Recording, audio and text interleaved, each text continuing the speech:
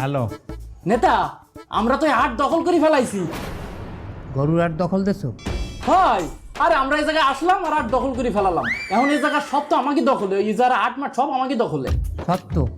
আরে এই জায়গার লোকজন তো আপনার ব্যাপক ভক্ত, এরা আপনারে খুব ভালোবাসে। তো এর একটু আপনারে দু চোখ দিয়ে একবার দেখতে চাই।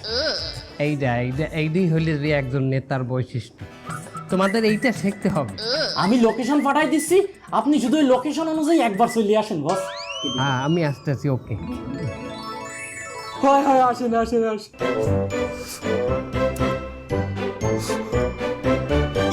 মা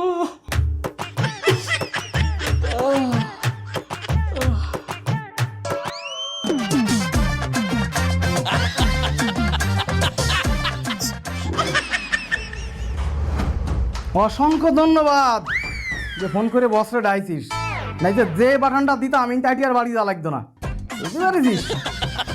যাই হোক সেলিম, চলো ওকে বসরা আনতে যাতে হবে না, চলো রিসিভ করে নিয়ে আসি।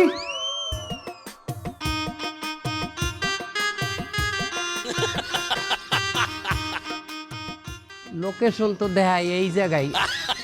সর্বনাশ, এই জায়গায় তো আমার একটা ভালো স্মৃতি নাই। এই হাজতেই তো আমি বোন দিয়েছিলাম। এই জায়গার কথা দেখাইলে কেন ওরা? ওটা ফোন দিয়ে দেই তো।